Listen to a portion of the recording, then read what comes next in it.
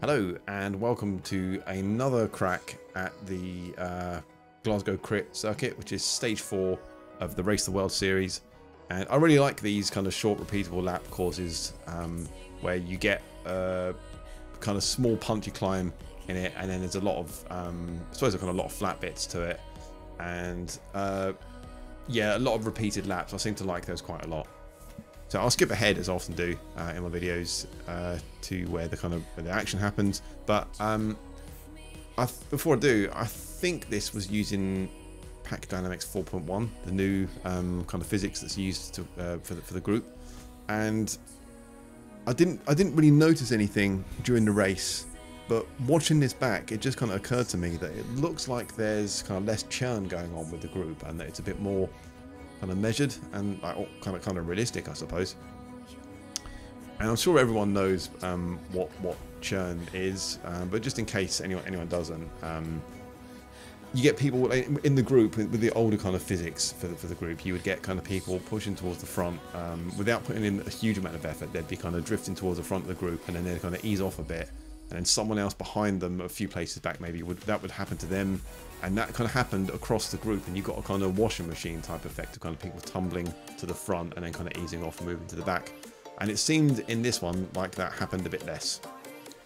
But maybe I'm wrong. Maybe there wasn't Pack Dynamics 4.1 in effect in this race, and it's just kind of happened to be that there was less of that going on. But otherwise, I didn't really notice. I wasn't like, while I was riding it, I didn't kind of feel like I was getting less draft at the back or anything. But some of the kind of Zwift buddies that I have said they do notice it kind of much more acutely, but they might be like more sensitive to those sorts of things. Maybe I'm just kind of not really like in tune with it, kind of smart enough to pick that stuff up. So at this point, there's a rider at the front there using the feather, M. Anderson from Team Relentless, and on the green Tron here, and he puts in an attack here, and he really goes for it. And at this point, I was thinking like, there's no point like chasing that down. It's too soon to make an attack, but that's not going to stick. But I was also in the back of my mind, I was thinking like yesterday I watched Doom Guy make an attack from the Clyde kicker on, I think it was the third lap. It might have been the second lap. I think it was the third lap.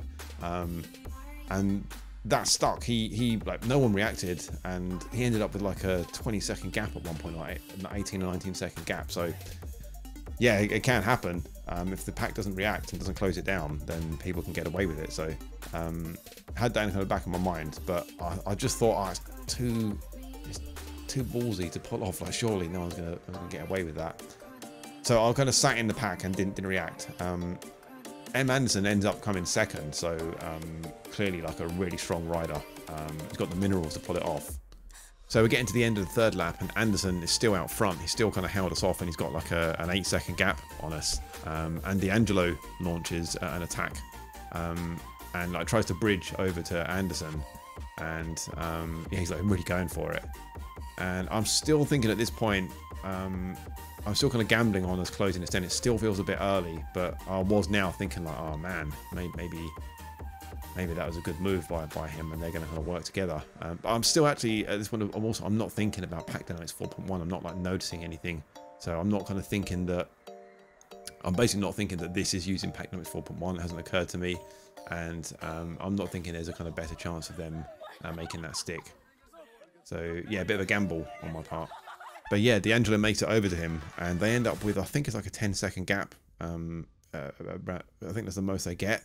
But that's not inconsequential. That's a pretty good gap. So we're on the fourth lap, fourth time up the Clyde kicker, and the gap to Anderson and D'Angelo is kind of started to shrink a bit. It's down to like 7 seconds, 6 seconds, I think, and it's continuing to be pulled back.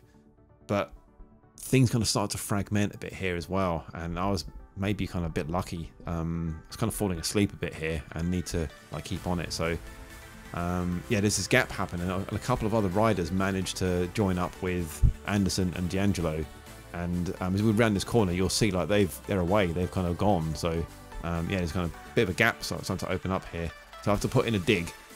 And I think these guys like don't put in maybe quite as much. Maybe I'm doing them a disservice, and they do, but it kind of felt a bit like I was kind of pulling them along at this bit. yeah, there's 4 of them up in front there. Like that, if they'd have pressed that gap, that could have been maybe kind of pretty cool. So yeah, maybe this 4.1 is kind of pretty good for brakes. If they'd have pushed there, they could have yeah, they could have exploited that a bit.